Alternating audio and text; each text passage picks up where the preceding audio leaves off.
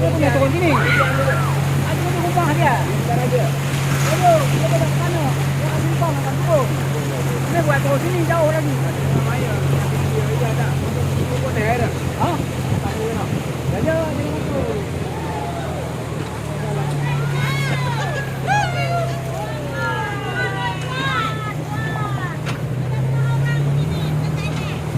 Oh, mantap kali ya.